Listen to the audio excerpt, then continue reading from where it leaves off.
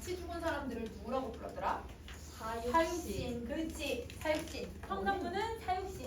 그래서 여러분 단종대에 관련된 여러분 내용으로 시험을 낼 수가 있죠. 그래서 사육신이고 단종을 위해서 지조절개를 지켜서 죽었던 사람들이라고 생각해주면 돼. 자, 한번 보자. 수양산을 바라보며 이제 백이 숙제를 원망한다. 그러면 여러분 이 이제가 백이라고 하는 사람과 숙제라고 하는 사람이 형제였거든요. 이 형제가 얘들아 수양산에 들어가서 은거하면서 살았대요. 근데 이 은거한 사람을 얘들아 뭐 한다고 하냐면 화자는 너무 원망스럽다. 이 사람들이 얘들아 어떻다고 생각하냐면 여러분 한탄스럽다. 얘들아 칸이 좀 작긴 하지만 두 개를 써. 얘들아 저 백이 숙제라고 하는 사람이 너무 원망스럽고 한탄스럽더라. 이렇게 얘기를 하고 있는 거야. 자, 왜 이러냐면 이 사람은 여러분 그 주나라 무왕이 그 전 왕을 얘들아 내쫓았어. 왜냐면 너무 얘들아 정치를 못해가지고. 그래서 주나라 무왕이 왕위를 얘들아 빼앗아 버리고 왕이 됐는데 이 주나라 무왕이 그래도 정치를 진짜 잘하기는 했거든. 근데 왕위를 빼앗은 거잖아요. 그러니까 백이형 숙제는 자기는 2명의 임금을 섬길 수는 없습니다 라고 얘기를 하고, 백의 숙제는 여러분 수양산이라고 하는 중국에 되게 유명한 산이 있거든. 그 산에 들어가서 얘들아 굶어 죽는 한이 있더라도 그곳에서 살았다는 거야. 그래서 거기서 뭘 먹냐면 여러분 고사리만 먹다가 죽었어요. 배고프니까.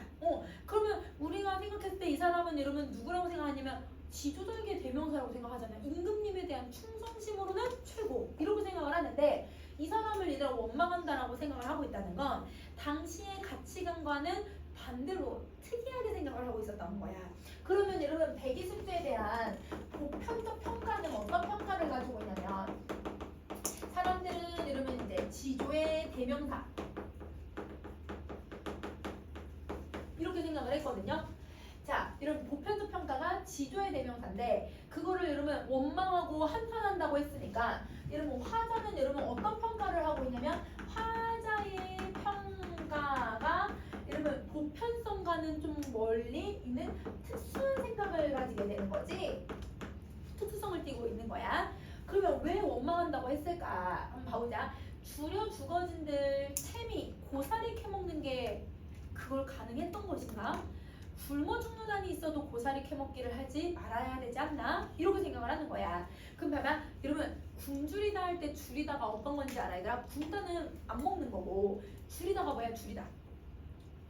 여러분 너무 배고프면 여기 배가 찢어질 듯이 아파본 적 있어 얘들아? 아니야. 아 그렇게까지 안 보고 와 싸우자. 여러분 너무 배가 고프면 여기가 찢어질 것처럼 아프거든. 그걸 줄이다라고 해. 굶주리다는 겁니다. 내가 굶으면서도 여기가 아플 정도로 얘들아 못 먹는 상태 이런 거거든. 그러면 화자가 생각했을 때는 이러면 이 굶어 죽는 한이 있어도 고사리 캐먹기는 해서는 안 된다고 생각을 하고 있는 거야. 무슨 편법을 쓰고 있냐면 고사를 인용하고 이러면 서리법을 쓰고 있는 거네요. 자, 비록 보잘것없는 푸세의 것이라고 하더라도 그게 누구 땅에서 났니? 그럼 봐봐. 이러면 지금 이 수양산도 누구가 지금 다스리는 땅이냐면 주나라 무왕이 다스리는 땅이 돼버렸어. 그러니까 그 주나라 무왕에서 난 얘들아 그 채소를 먹어야 되는 거니?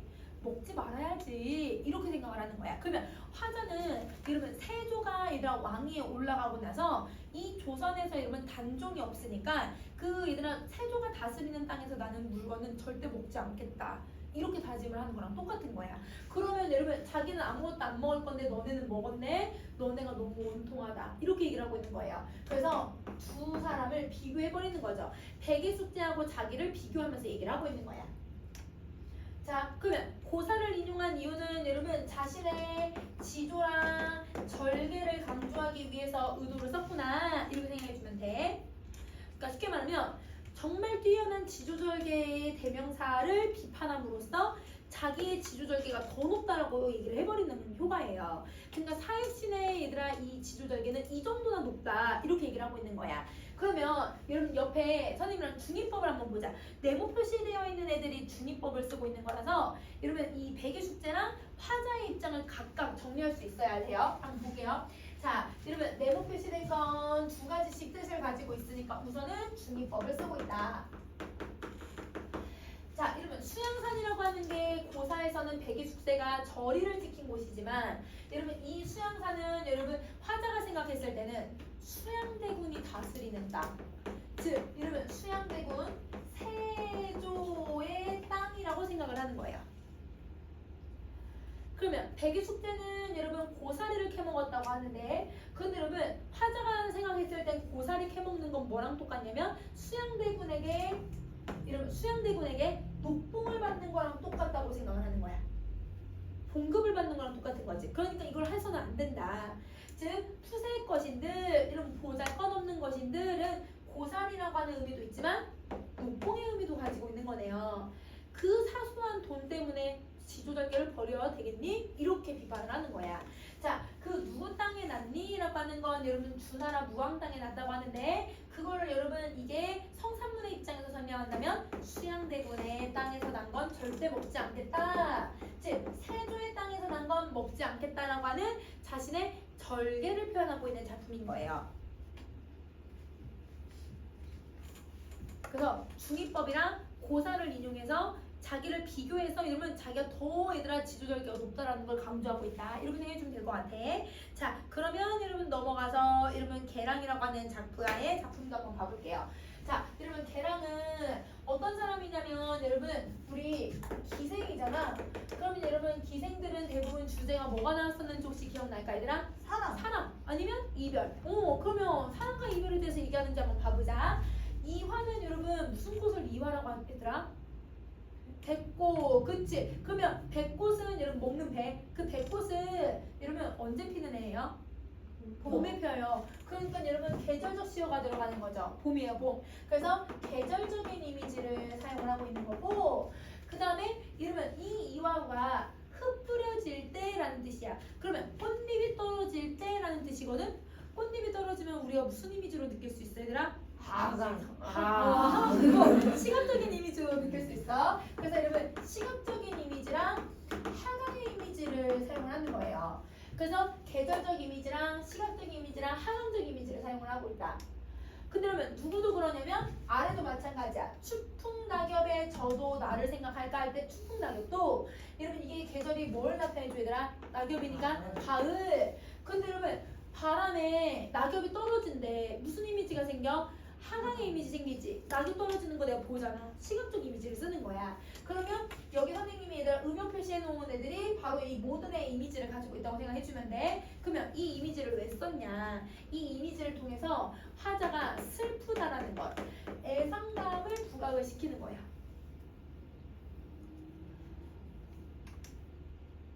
자, 그러면 여러분 다시 할게. 자, 그러면 여러분 봄에서 가을이 되었으니까 당연히 시간이 흘러가잖아. 그러면 이 시간은 여러분 무슨 거이기도 하냐면 님과 내가 떨어져 있었던 시간이기도 해. 그래서 시간적 거리감을 표현을 하고 있는 거네. 시간적 거리감을 제시하고요.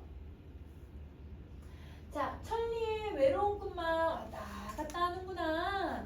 그럼 여러분 천리는 여러분 우리 송민국에서도 나왔어. 천리가 무슨 거리감을 얘기하는 거라고 했더라? 좀 송민국에서도 얘들아 우리가 시간적 거리가 물리적, 심리적 거리감. 심리적 거리가 심리적 거리감. 그렇지. 인과의 거리감을 표현을 해요.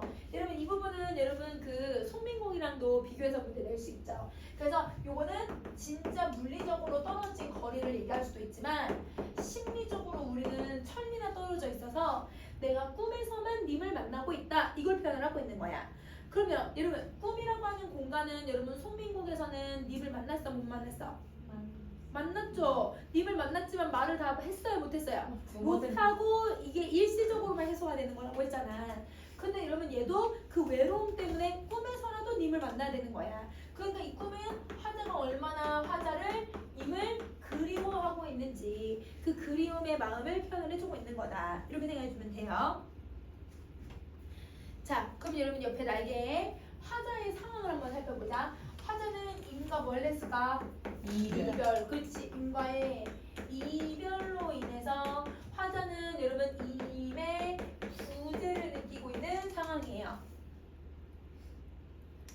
그래서 여러분 시간이 지나도 여러분 그 사람이 잊혀져야 잊혀지잖아요. 잊혀지지 않고 계속 임을 그리워하고 있는 거야. 그러면 이 작품은 이 사람에 대한 사랑하는 사람에 대한 여러분 그 사랑과 이별에 대한 그리움의 감정을 노래하고 있는 거구나 이렇게 생각해주면 되는 거지. 자 그러면 여기서는 여러분 이미지 어떻게 썼는지 이거 너무 중요해. 그것만 기억해 주시면 돼요. 자 그 다음에 여러분 창을 내고자 한번 봐보자. 자 창을 내고자 이내 가슴에 창을 내고자. 그러면 여러분 가슴에 나는 창을 내고 싶대. 그럼 이 창은 여러분 내 답답함을 해소해주는 매개체야. 도와주는 애. 그러면 여러분 이 부분 보면 비슷한 게 계속 반복되잖아요. 그러면 여러분 창을 내고자라고 하는 말이 들어가 있으면 A라고 표현하고 그 다음 다시 또 창을 내고자 A. 근데 이내 가슴에는 있어 없어? 없네. 여기 있죠. 그러면 여러분 뭘 쓰고 있는 거예요? AA, BA 구조를 사용을 해요. 그러면 여러분 AA, BA 구조도 사용하고 당연히 AA, BA 구조는 반복법에 해당한다. 이렇게 생각해야지. 반복법이야. 자, 그러면 이렇게 얘들아 왜 여러 번이나 반복해서 얘기를 할까? 여러분 대부분 내가 정말 마음이 간절하면 한 번만 얘기할까 여러 번 얘기할까? 여러 번 얘기를 해. 정말 창문을 만들고 싶은 거야 내 마음에. 그러면 여러분 이거는 화자의 간절함을 표현하고 있는 거구나. 간절한 어조를 만들어내니까 어떤 정서를 드러내냐면 소망. 창을 만들고 싶다라는 소망을 표현하고 있다.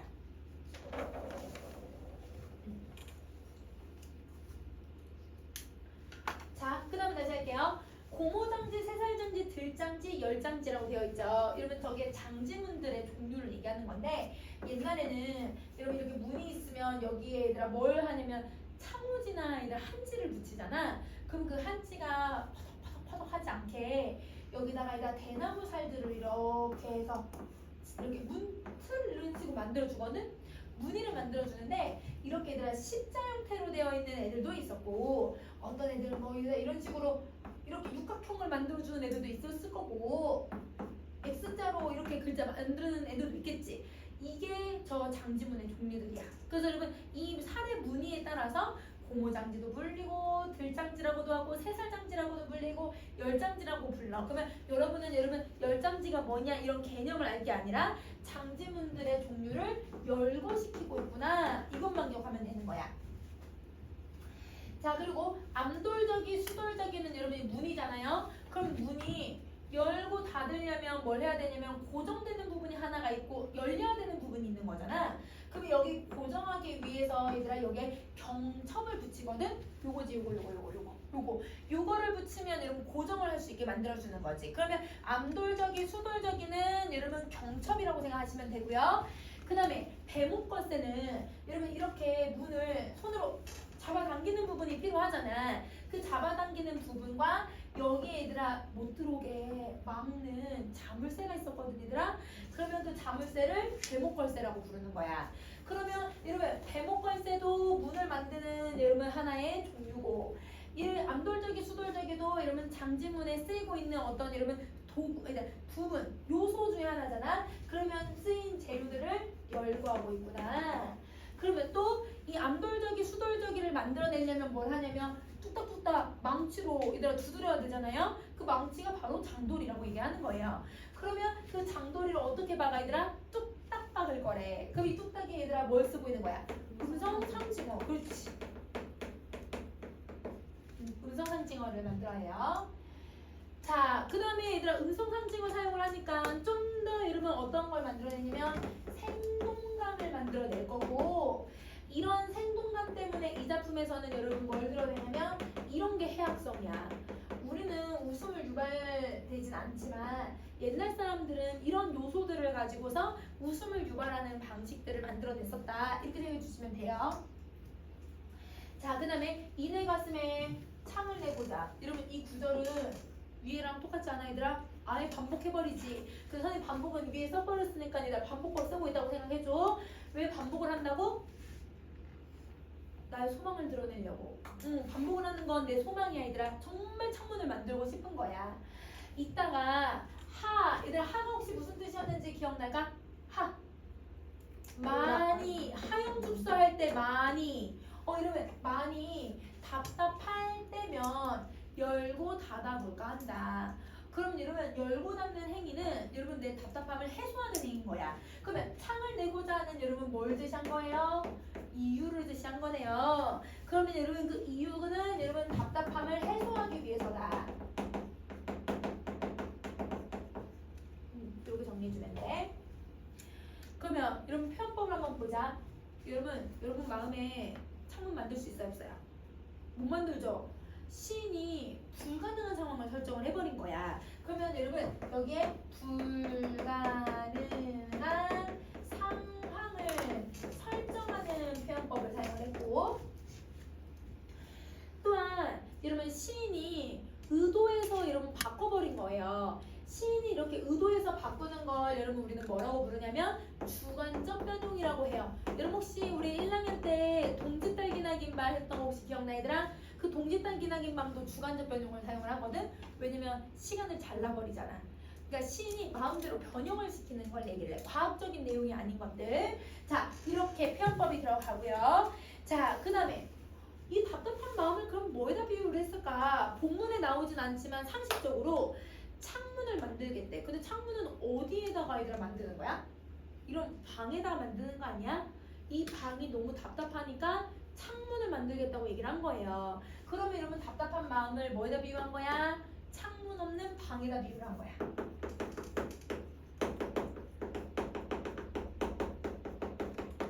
창문 없는 방에 비유를 했다. 여러분 창문 없는 방에서 생활해 본 적 있어?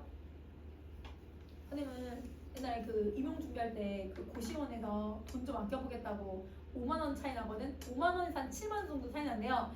여러분 그 고시원은 창문 없는 방이 있어요. 싸요. 그러니까 내가 이제 싼 맛에 이제 그래 여기서 싸니까 그래 내가 이제 학원 가서 공부하고 밖에 나가서 공부하면 그러면 나는 이제 잠만 자면 되니까 괜찮을 거야. 사람 미치겠더라고. 얘들 한 일주일 지나고 2주일 지나니까 선생님 원래 근데 집순이어서 집에서 공부를 많이 하거든? 집에서 내가 공부를 하니까 이건 도저히 내가 할 수가 없는 거야. 딱 한 달 채우고 얘들아 다시 얘들아 그럼 창문 있는 방으로 또 옮겼어. 너무 힘들어. 진짜 얘들아. 그래서 창문도 얘들아 5만 원이면 창문이 이렇게 큰 게 아니라 어쩌면 이 정도야 이 정도 하거든. 그럼 그거 이렇게 열어. 조금 열어서 이렇게 이 공간 이게 너무 달라. 사람이 사는 집이 달라 얘들아. 진짜 그러면 창문 없는 방은 얼마나 답답했을 거야. 근데 그 답답함을 창문을 열어서라도 해소하고 싶어하는 서민들의 모습을 보여주는 작품인 거죠. 알겠죠? 자, 그러면 옆에 얘들아 우리 요거 정리 한번 해보자. 익살 한번 정리 한번 해보자. 이 작품은 익살과 해학성이 잘 드러나는 작품인데, 자, 여러분 익살과 해학성이 들어가면 어떤 아름다움이 드러나야지 얘들아? 골개미. 해학성 들어갔으니까 골개미라고 하는 아름다움이 만들어져야 돼. 자, 이 골개미가 만들어지는 이유는 이 작품이 여러분 사설시조라고 하는 점도 있고요. 사설시조. 어디가 유독 길어지는 거지 사설시조가? 중장. 그렇지. 중장이 유독 길어지는 걸 얘기를 해. 그리고 여기는 여러분 음성상징어를 사용을 했잖아요. 음성상징어 사용하고, 그리고 여러분 자 수다스럽게 일상의 사부를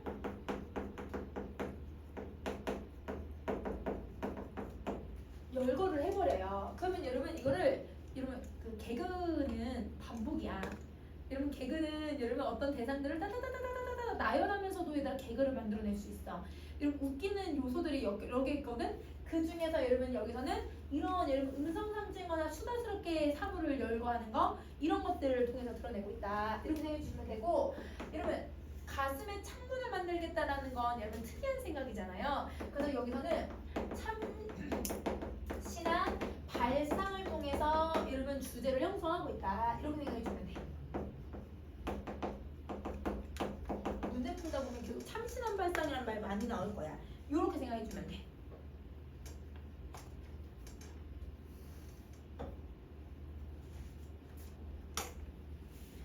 다 됐을까? 그러면 여러분 우리 어디를 가냐면 여러분 시존의 편으로 한번 가볼게요. 시존의 편에 많은 갑시다. 많은.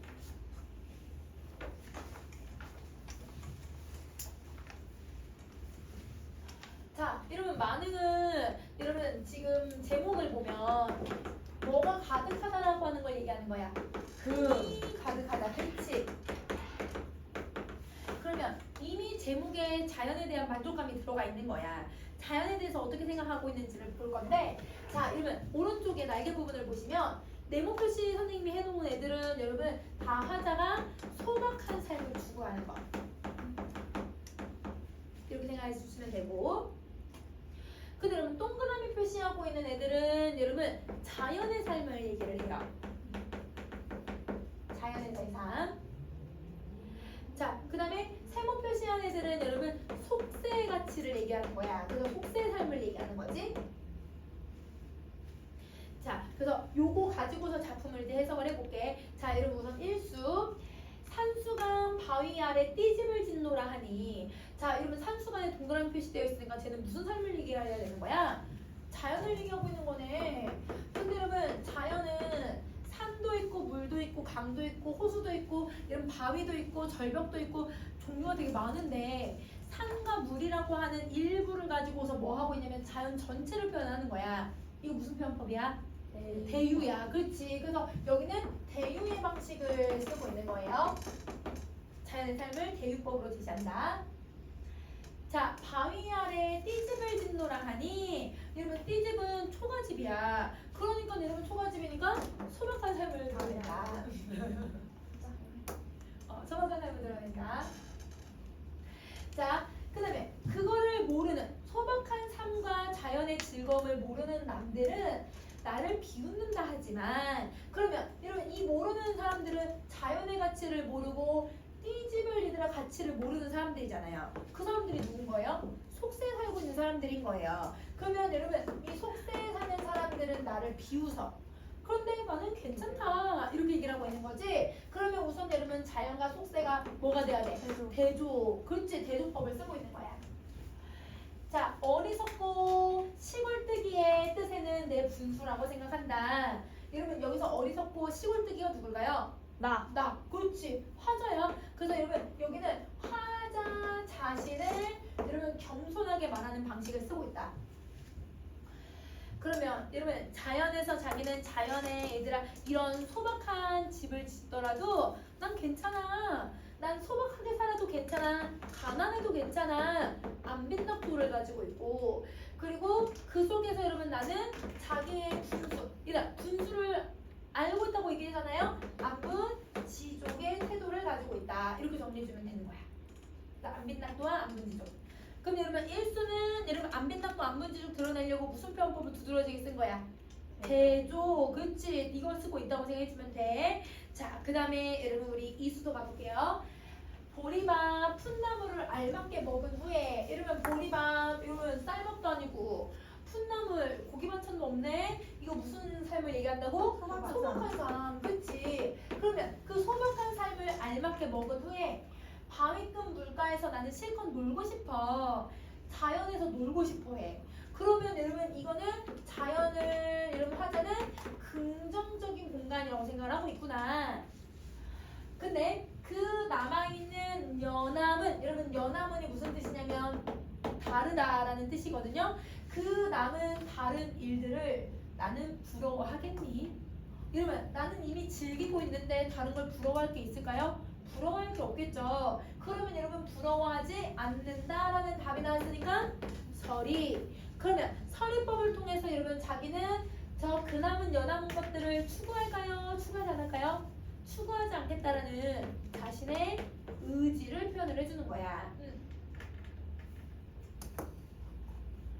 자, 자연 이외의 가치는 모두 멀리하는 화자의 모습을 보여주고 있는 거죠. 그러면 여기서 얘들아 자연에서 나는 즐기면서 살아가. 그러니까 무슨 태도가 나타나냐면 자연 친화적인 태도가 나타나죠.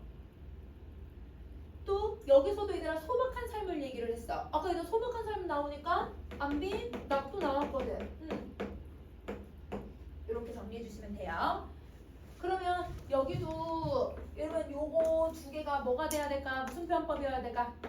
대조. 그렇지. 그래서 만능은 여러분 계속 표현법 비슷하게 들어가고 있어서 이렇게 정리를 해주면 좋을 것 같아.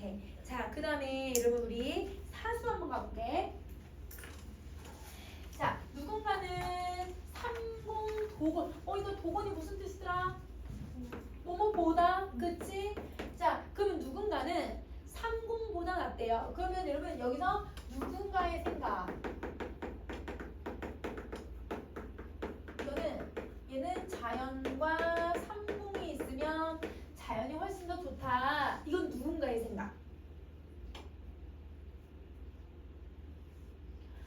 근데 자기가 생각했을 때는 만승이 이만하겠니? 만승이 이만하겠니? 라는 건 만승보다 더 좋다 이렇게 얘기를 하는 거야. 그러면 이거는 여러분 화자의 생각인데 화자는 어떤 생각을 가지고 있냐면 자연이 있으면 당연히 만승보다 더 좋고 만승보다 삼공이 별로 좋지 않다 이렇게 생각을 하고 있다는 거야. 자, 여러분 삼공에 선생님이 세모 표시를 해놨거든요. 그러면 삼공은 여러분 속세의 가치를 얘기하는 거잖아요. 그럼 속세의 무슨 가치라고 얘기하는 거냐면 영의정, 좌의정, 우의정을 삼공이라고 해. 관직에 나가는 명예 같은 거야. 그러니까 여러분 이거는 명예, 공명 이런 것들을 얘기하고 그 다음에 여러분 만승 같은 경우는 여러분 이거는 임금이 타는 수레를 통해서 임금의 버금가는 권력을 상징해 주는 거예요. 여러분 임금을 부정하는 거 아니야. 임금님은 내가 계속 추구해야 되는 대상이고 임금님 부정하는 거 아니고 임금님의 버금가는 권력이라고 해석을 해야 돼. 알겠지? 그러면 당연히 임금님, 영의정, 좌의정보다 임금님의 권력이 더 높으니까 그 권력이랑 비교를 하면 자연이 더 좋다. 그럼 여러분 화자는 무슨 편법을 쓰고 있냐면 비교도 했고요. 그 다음에 여러분 또 무슨 편법 쓰냐면 이만하랴 서리도 쓰고요. 그 다음에 임금이 타는 수레를 가지고서 임금의 버금가는 권력을 갖고 있대요. 권력을 어떤 상징해주는 여러분 어떤 요소를 가지고서 권력 전체를 얘기하고 있는 거야. 이거 무슨 편법이야? 이것도 대유야. 그치?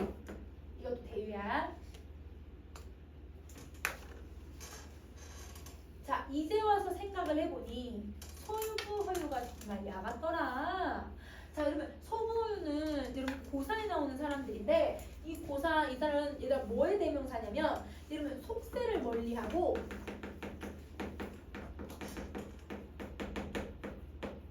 자연에서 은거하는 이러면 사람들. 그러니까 이러면 공명이나 부귀를 멀리하고 속세를 멀리하고 자연에서 은거하는 사람들을 소부허유는 이 사람들 대표해주는 고사인용인 거예요. 그래서 여러분 이들의 일화를 봤더니 여러분 왕이 이 허유라고 하는 사람이 뛰어나다는 걸 알아서 너가 나 대신에 왕자리를 맡아서 일하는 건 어때? 라고 하니까 허유가 이들아 가가지고 여러분 강물에다 귀를 씻어버렸대요. 그럼 이 말은 여러분 임금님의 말을 받아들이겠다는 거야? 거절하겠다는 거야? 거절하겠다. 자기는 속세 싫다. 근데 여러분 소부가 허유가 귀 씻은 물 있지 얘들아. 그 귀 씻은 물이 얘들아 자기는 너무 더럽다고 해가지고 이러면 자기 소에게도 그 물을 먹이지도 않았대요. 그럼 이 말은 이러면 소부가 얘들아 귀를 씻었다는 건 부정한 말을 들었잖아. 공명에 대한 부정한 말. 부정한 말을 내 소에게조차도 먹이지 않겠다. 이거는 이 둘은 완전 속세의 가치를 뭐 하겠다는 거야. 멀리하겠다고 얘기하고 있는 거지. 그러면 여러분 그들이 왜 야같다고 얘기하면 그들은 어떻게 자연의 가치를 미리 알았지? 아니 어떻게 그 옛날에도 자연의 가치를 알고 있는 거지? 와 너무 대단하다. 그러면 이들을 얘들아 뭐 하려고 하는 걸까? 예찬하려고 하는 거야. 이러면 아까 얘들아 성산문의 시조랑은 다르다. 똑같은 고사를 사용하는데 하나는 비판하고 있고 하나는 얘들아 예찬하고 있으니까. 그치? 자 아마도 임천한응을 비길 곳이 없구나. 자 이러면 임자가 숲을 임자에다가 천자는 샘천자를 써요. 근데 여러분 숲이라고 샘은 다 뭐야 얘들아? 다 자연물인데? 그러면 여러분 자연에서 한가롭게 지내는 흠. 그럼 여러분 만능이라고 하는 여러분 제목이랑 제일 적합한 단어죠. 제목과 관련된 시험. 그러면 여기도 여러분 무슨 표현법이 쓰였다고 해야 될까? 대유법을 쓰여야죠. 자연을 얘기하고 있으니까. 그러면 여러분 이 자연은 여러분 정말 어디 비교할 곳이 없다 이렇게 얘기하고 있는 거네. 그러면 여러분 화자는 이런 자연에서 근거하는 삶에 대한 자부심을 표현을 하고 있다 이렇게 생각해 주면 돼.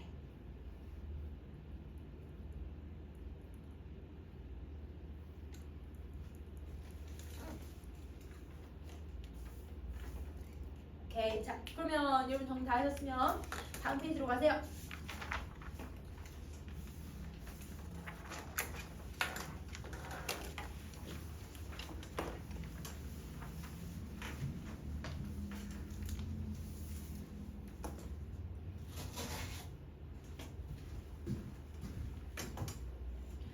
자, 여러분 우리 아까 배웠던 시들을 쭉 정리 한번 해볼 거야. 자, 여러분 우선은 제일 먼저 수양산 바라보면은 시조에서도 무슨 시조에 해당해야 될까 얘들아? 평시조, 가장 기본이 되는 시조. 자, 여러분 이 평시조는 누가 향유했어요? 대부분이 사대부들이죠. 그러니까 여러분 가에서 얘들아 두드러지게 나타나는 주제의식이 여러분 충에 대한 얘기를 했으니까 유교적 가치에 대해서 얘기를 하고 있는 거야. 네?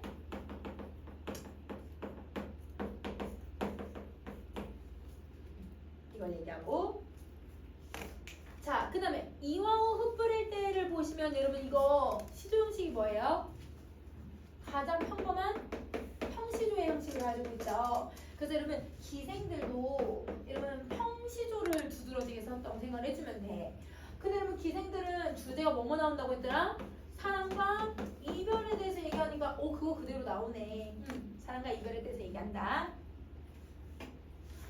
자, 그 다음에 만흥을 갈 거야. 여러분 만흥은 평시조가 여러 개. 일단 선생님이 그 다를 만흥부터 써놨어.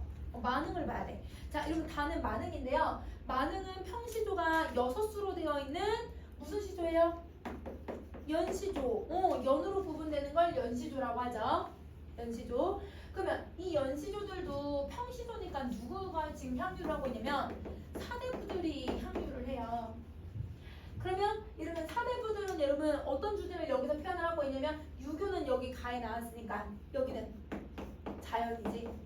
그래서 여러분 사대부들은 자연이나 유교적 가치관에 대해서 많이 얘기하고 있구나 이렇게 생각해주면 돼.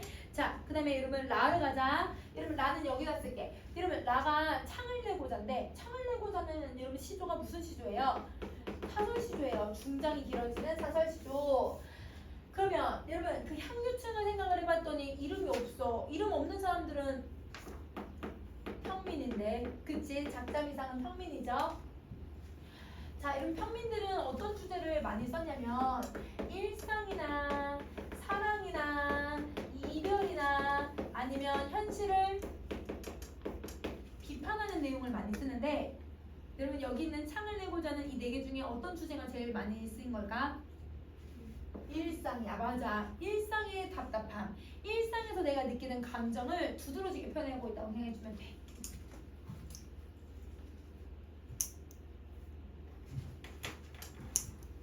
이렇게 정리할게요. 자, 그러면 여러분 짧은 거 하나 하고 우리 잠깐 쉬는 시간 하자 얘들아. 그러면 어디를 보냐면 여러분 10쪽에 송인을 한번 보자.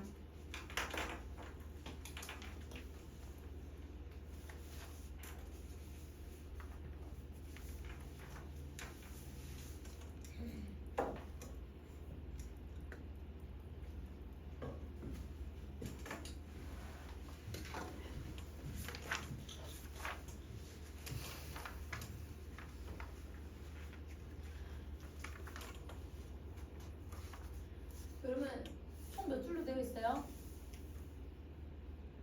네. 4줄. 그렇지. 그러면 그러면 한시들은 기본적으로 4줄, 8줄, 10줄, 12줄 이상 이렇게 구성이 되거든. 대부분 4의 배수로 되어 있으니까 여러분 이 한시는 시상정리 방식 바로 나온다. 그럼 뭐가 써야 돼? 한시의 시상정리 방식은 무조건 뭘 써야 돼? 배경.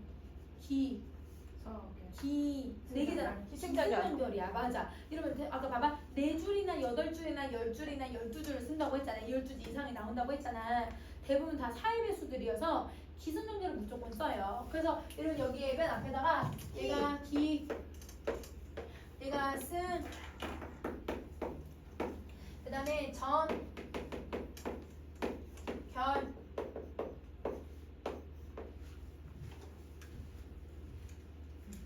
기승전결이야. 기승전결.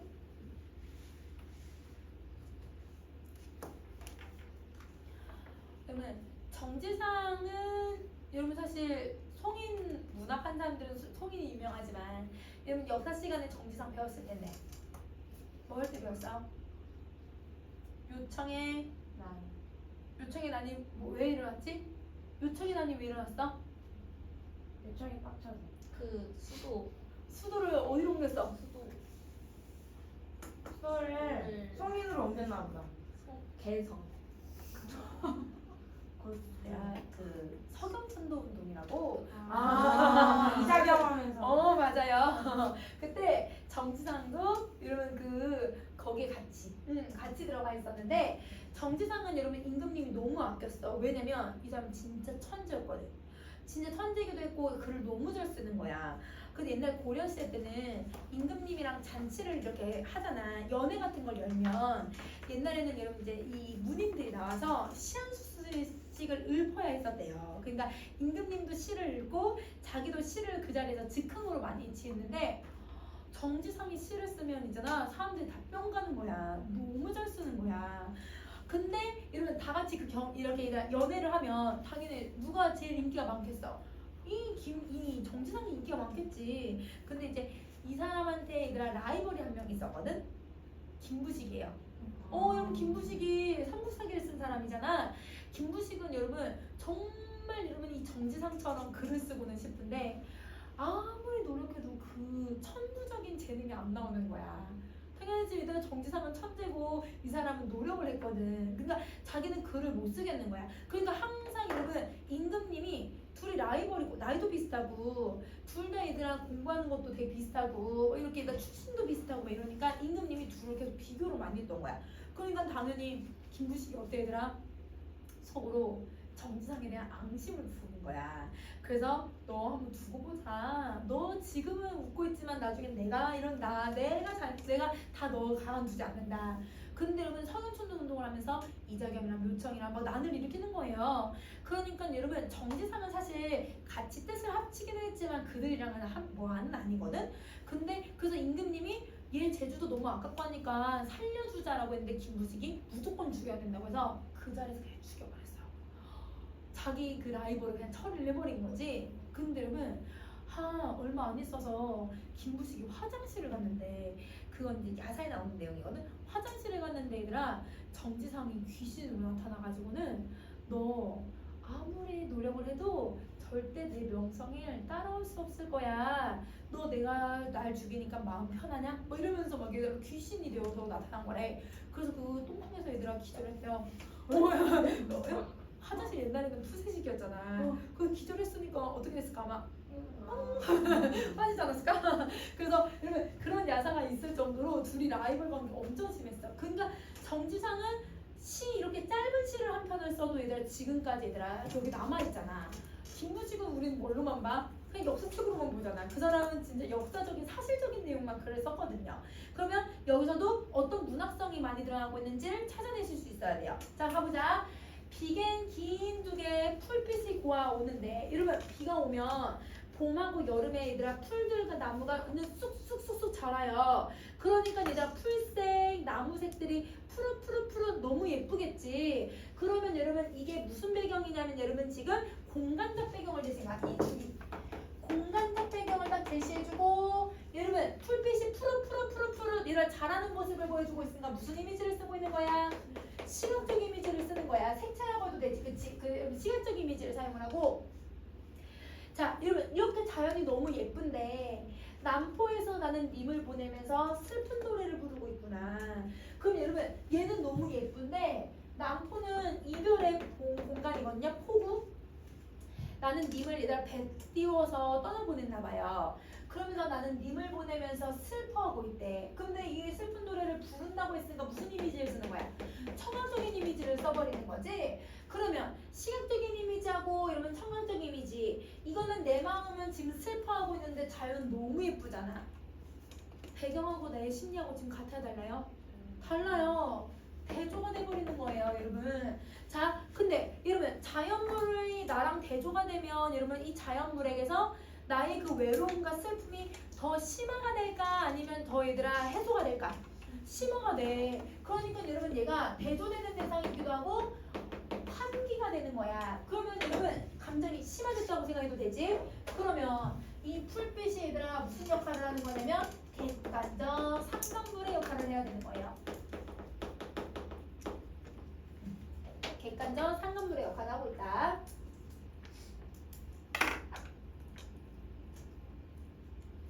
그러면 여러분 첫 번째 줄은 여러분 경치를 설명한 거야, 정서를 설명한 거야. 첫 번째 줄 경치. 두 번째 줄은 내 정서가 드러나 아니면 경치를 설명해.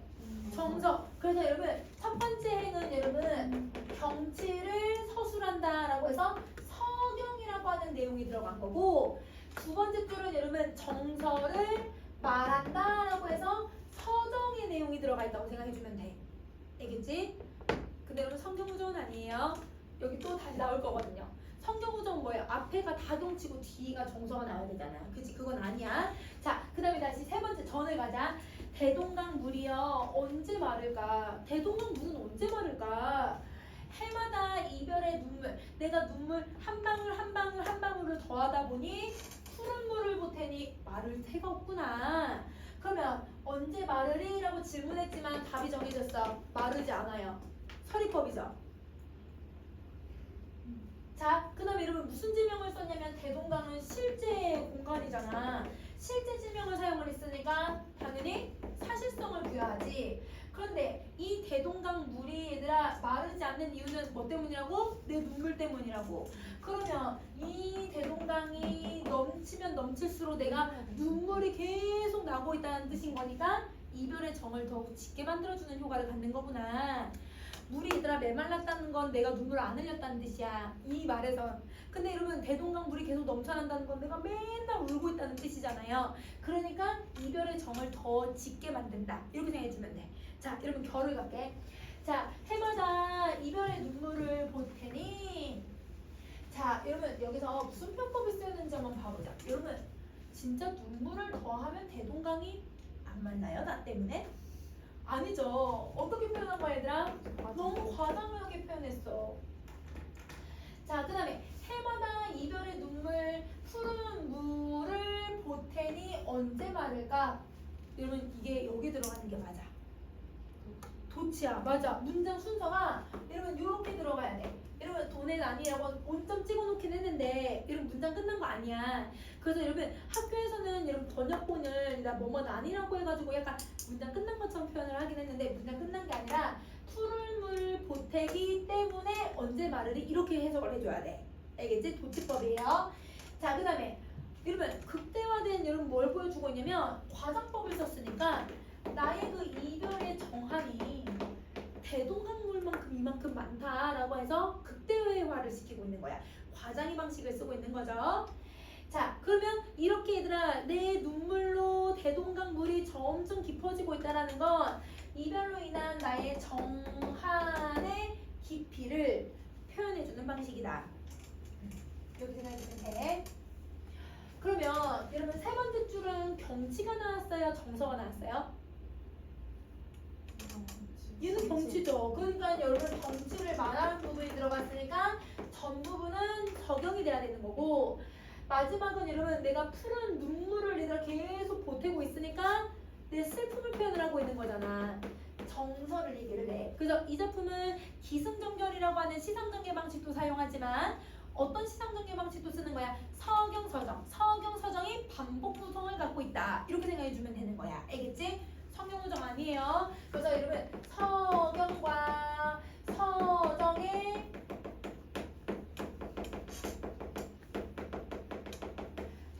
대동강이 들어간다. 이러면 그 이생주상전에서 만난 이별, 만난 이별, 만난 이별 이것처럼.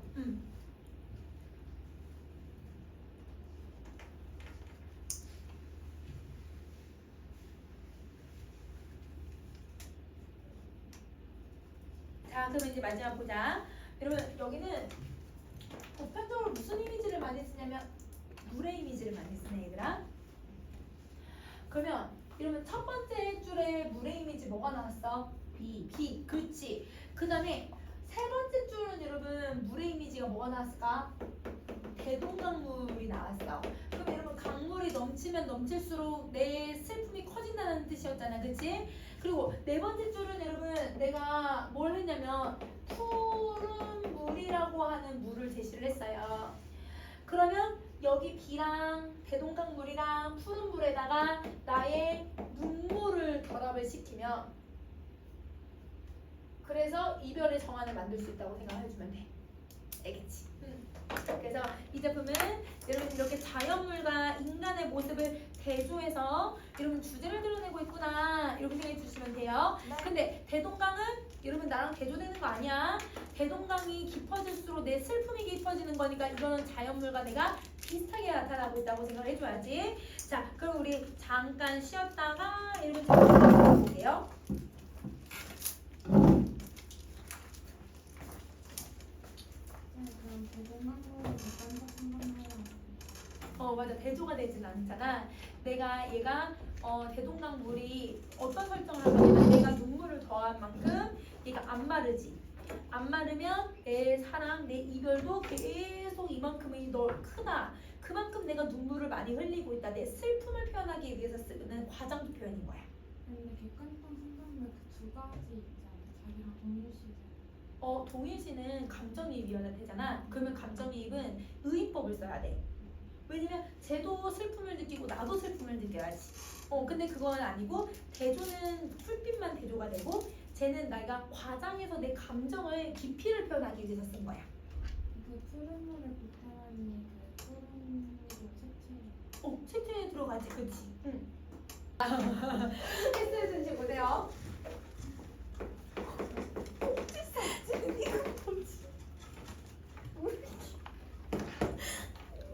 그거 말고 더 있는 쪽지 뭐라 쓴 거야? 삭제, 울기, 대체 뭐라고? 야, 니 잤어?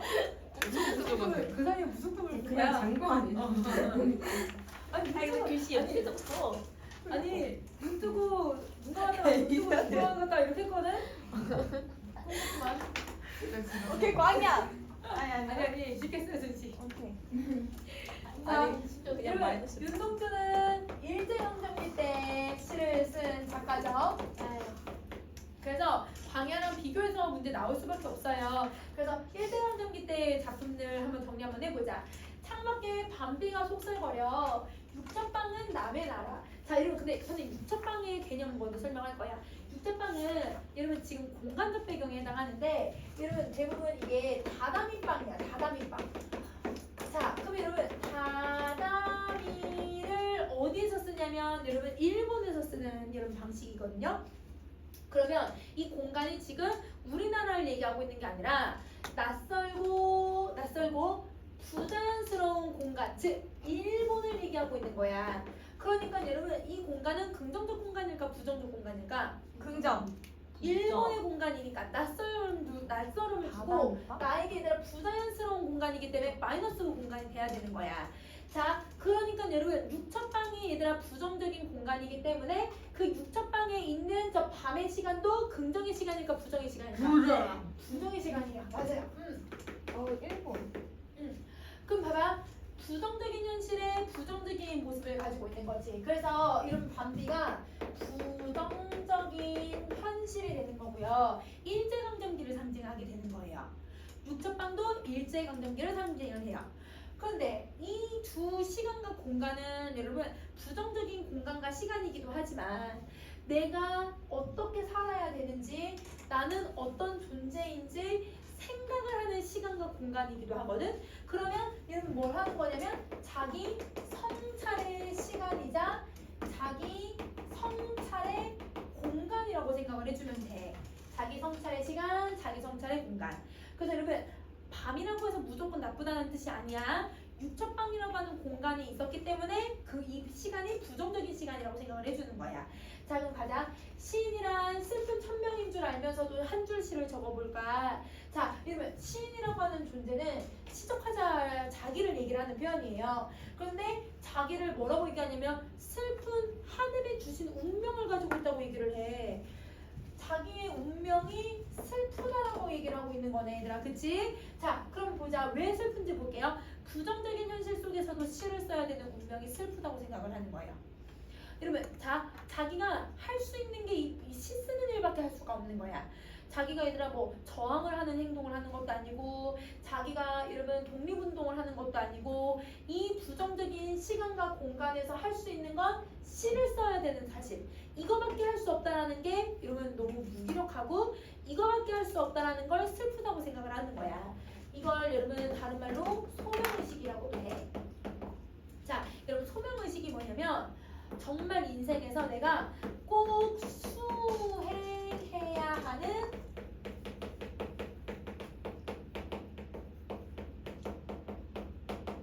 책임감을 얘기를 해요. 꼭 수행하는 책임감을 말한다. 이게 소명의식이라는 거야. 그러면 봐봐. 내가 예를 들면 나는 연예인이야. 그럼 연예인이어서 내가 얘들아 다른 사람들을 웃겨주는 개그맨이라고 생각을 해보자. 그러면 나의 직업이 나의 소명의식은 뭘 해야 되냐면 사람을 웃기는 게 당연히 해야 되는 일이잖아요. 근데 오늘 공연이 있는데 어머니가 돌아가셨다고 해. 그럼 나는 어머니가 돌아가셔서도 얘들아 내가 이 온 관객들이랑 약속을 했기 때문에 뭘 해야 돼 얘들아? 내가 웃겨야 돼. 그러면 여러분 그 자기 그러면 마음이 어떨까? 부모님이 돌아가셨는데도 내가 웃으면서 웃기면서 사람들한테 이렇게 해야 되는 게 자기의 그 삶이 자기 인생이 기쁠까요 슬플까요? 슬프죠. 그렇죠. 윤동주도 똑같은 거예요. 일제강점기 때 얘들아 자기가 시인으로서 지식인으로서 할 수 있는 게 아무것도 없기 때문에 자기가 시인이라고 하는 사실이 너무 슬프다 이렇게 얘기를 하고 있는 거야. 그런데도 그럼에도 불구하고 자기가 할 줄 아는 건 시 쓰는 것밖에 없으니까 한 줄 시를 적어볼까? 다시 또 시를 쓰는 행위를 하는 거죠. 그러면 자 이러면 시 쓰는 행위는 그러면 여러분 무슨 행위를 하고 있는 거냐면 여러분 내가 성찰을 하고 있는 거라고 생각해주면 돼. 그럼 정리해보자. 자 여러분 여기는 질문의 방식도 쓰고 시 쓰기 행위를 하고 있는데 이 작품에서는 질문과 시 쓰는 행위가 바로 나의 성찰의 태도를 만들어주고 있다라고 생각하면 돼. 대부분 여러분 인생을 생각을 할 때 그 생각할 때는 여러분 대부분 뭘 하냐면 나는 왜 이런 행동을 했을까? 나는 지금 왜 슬픈 걸까? 나는 왜 이딴 식으로 공부를 안 하지? 막 이런 식으로 안 생각해? 공부를 열심히 해야 자, 열심히 하면 한두 번 되지. 뭔가 여러분 내 자신을 되돌아볼 때 여러분 대부분 나는 질문을 쓰는 경우들이 많아. 그러니까 나는 왜 시를 써야 될까? 그 다음에 시 쓰는 건 뭘까? 이런 고민들을 통해서 내가 성찰을 하고 있다고 생각하시면 돼요. 성찰의 행위라고 생각하시면 되는 거예요. 알겠죠? 자, 그 다음에 여러분 세 번째 한번 가보자. 빵대와 사랑내 포근이 풍긴 여러분 합비봉투를 받아. 자, 근데 여러분 합비봉투는 누가 보내주냐면 부모님이 보내주시는 거란 말이야. 그러면 부모님이 실제 이런 윤동주의 부모님은 원래 되게 잘 사셨었는데 간도 참변을 겪고 나서 그 간도 지역에서 다른 곳으로 옮겨가요. 그래서 여러분 좀 더 연해주 쪽으로 좀 더 옮겨가게 되면서 기반을 사실 다 잃어버린 거잖아요. 왜냐면 간도에서는 그래도 얘들아 내가 돈 벌 만큼 벌었는데 옮겨와서 내가 거기서 새롭게 정착하고 사는 게 쉽지는 않거든. 그러니까 부모님이 얘들아 돈을 좀 많이 얘들아 잃어버리자. 나 좀 망하는 거지. 집이 망해버린 거지. 그런데도 부모님은 윤동주를 이러면 대학을 보내고 윤동주가 얘들아 이제 학도병으로 끌려갈 수도 있으니까 윤동주에게 창씨개명을 시켜서라도 어디를 보내야겠다? 일본으로 유학을 보내야겠다고 생각하죠. 무리가 되는 걸 알면서도 일본으로 유학을 보냈거든요. 그럼 부모님의 심정을 첫째 아들인 윤동주는 모를까요? 알까요? 알죠. 그러니까 그 합비봉투가 부모님이 얼마나 자기를 사랑하고 있는지 얼마나 자신을 위해서 피땀을 흘리면서 얘가 정성을 다해서 자기에게 부어줬는지 알게 되는 거야. 그러면 부모님은 여러분 저렇게 나를 위해서 노력을 해주시는데 나는 대학 노트를 끌고 늙은 교수의 강의만 듣고 있는 괜찮은 거지만 근데 이 수업이 무슨 수업인지가 중요하지. 일본에 가서 수업을 듣고 있으니까 일본어로 되어 있는 일본 문학을 배우고 일본어 교육을 받고 있는 거예요. 그러니까 여러분 자기는 일제강점기라고 하는 현실과 동떨어진 수업을 할 수밖에 없는 거네. 자, 그 동떨어진 수업에 의해서 여러분 자기는 공부하는 거랑 왜 현실은 다르지? 내가 원하는 현실은 이런 건데 왜 내가 공부하는 건 내 현실, 내가 원하는 게 아니지? 이런 생각이 들면서 현실과 괴리를 느끼게 되는 거야. 자, 그러면 이 괴리감 때문에 여러분 자기는 무슨 마음이 드냐면 그럼 내가 왜 공부하고 있는 거지? 내가 왜 일본에 왔을까? 자기 자신에 대해서 의심하고 후회하는 회의감이 생길 수밖에 없는 거죠. 그래서 여러분 늙은 교수의 강의가 나쁘다라는 게 아니라 여러분 내가 현실과 동떨어진 여러분 교육을 받고 있는 거에 대해서 여러분 회의감을 느끼고 있는 거다 이렇게 생각해 주면 되는 거야.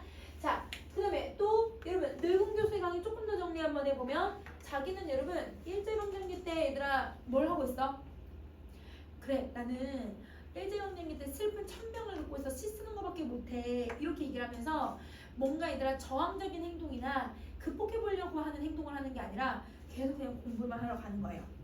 근데 거기 가서 공부가 잘 될까요? 아니겠죠. 그러니까 현실에 얘들아 자기는 뭐 하는 삶을 살고 있냐면 안주하는 삶을 살고 있는 거야. 편안하게. 그리고 아무것도 하지 못하는 무기력한 자기의 모습을 여러분 뭘 하고 있냐면 반성하고 있는 부분이 바로 사연이다. 이렇게 생각을 해줘야 돼. 여러분 자신이 안주하고 자신이 무기력함을 느끼고 있다라고 하는 걸 뭘 해서 이걸 느낀 거야? 이 결과가 왜 나온 거야? 아까 성찰했잖아. 그치? 시 쓰고 질문했잖아. 그 질문에 대한 답이라고 생각해주면 되는 거야. 자, 그 다음에 또 생각의 또 결과도를 한번 볼게요. 생각해보면 여러분 생각해보면이라고 했으니까 여러분 무슨 태도가 들어가는 거야? 성찰의 태도가 들어가야지. 어릴 때 동무들 하나 둘 죄다 잃어버리고 실제로 여러분 그 윤동주의 친구들이 되게 오랫동안 살아 계셨던 분들도 많았거든요. 그러면 이제 친구들 중에서는 여러분 이제 간도랑 연해주 지역이니까 독립운동을 하는 사람들도 사실 많았고 그래서 이제 일찍 세상을 뜬 사람들도 많았고 그리고 여러분 학도병으로 끌려가서 대학생 때 학도병으로 끌려가서 전쟁에 총알 바지로 죽은 사람들도 많았고 그러니까 자기 친구들은 하나씩 내 주변에서 사라지고 있다고 생각을 하는 거야. 그러니까 어린 시절과 지금 현재가 너무 다르지. 어린 시절은 아무 걱정 없이 친구들과 뛰어놀아도 됐거든. 근데 현재는 여러분 그게 아니라 상실감을 느끼면서 살아가야 해. 친구들이 없어지고 자기의 얘들아 생각, 자신의 자유 이런 것들이 없어지는 일제강점기에서 살고 있으니까. 그러면 이런 상실감에 나는 뭘 바래서 이런 여러분 상실감과 내가 잘못했다라고 하는 그 반성의 마음에 나는 왜 혼자서만 침전하고 있는 걸까? 그러면 여러분 침전한다는 게 얘들아 무슨 이미지야?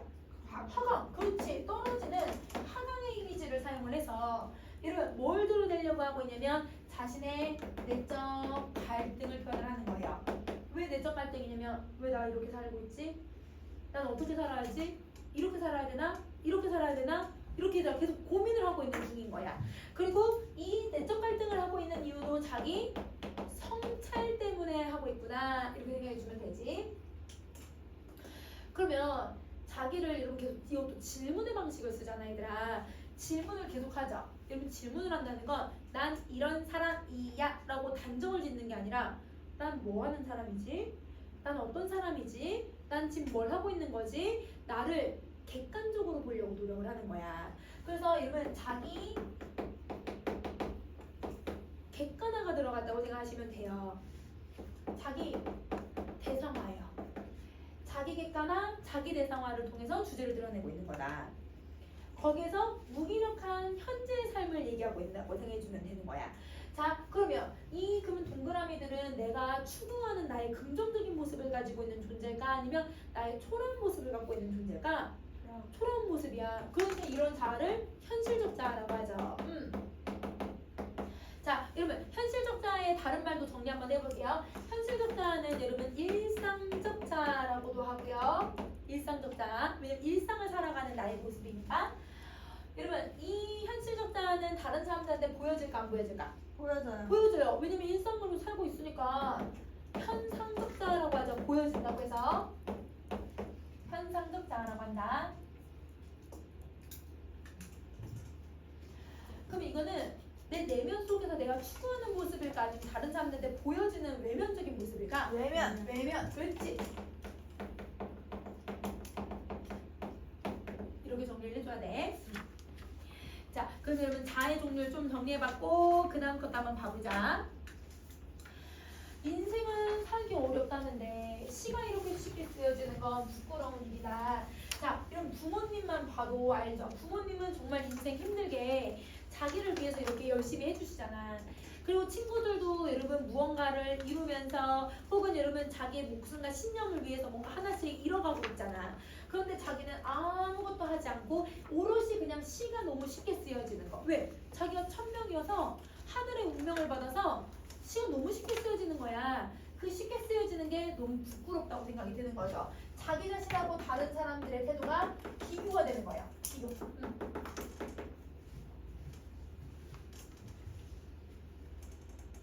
그러면 여러분 자신의 부끄러움을 느끼고 있다고 딱 얘기를 해주고 있으니까 이 화자의 내적 갈등은 여러분 최고조가 됐을까 아니면 여러분 이게 해소가 되는 부분일까? 최고조야. 맞아. 그래서 자신의 여러분 정서가 최고조가 되고 있는 부분인 거야. 그래서 시대 현실과 시 쓰는 것 사이에 얘들아 뭘 느끼냐면 괴리. 그렇지. 괴리를 느끼고 있다. 그래서 갈등이 최고조가 되는 거예요. 자, 육전방은 남의 나라 창밖에 밤비가 속살거리는데 자, 근데 여러분 요거 1년이랑 내용이 거의 어때? 거의 비슷하지? 그러면 여러분 비슷하게 얘들아 바꾸는 걸 변주라고 얘기를 하죠. 그리고 1년에서 여러분 1행하고 2행을 어떻게 했어? 얘들아 순서를 바꿨어. 내용을 전환을 시켜버리는 거야. 그럼 봐봐. 여러분 이 전환은 갑자기 내용이 막 바뀌는 거예요. 왜냐면 인식을 샥 바꿔치기를 한 거거든요. 그래서 시상의 전환이라고 생각해도 돼. 혹은 여러분 인식의 변화. 선생님 말을 계속 바꿀게 얘들아. 왜냐면 계속 선택지에 다르게 나오니까 현실을 재인식을 한 거예요. 앞에서는 여러분 이 시대 현실이 되게 부정적으로만 생각을 했는데 인식이 달라진 거야. 현실의 재인식. 이렇게.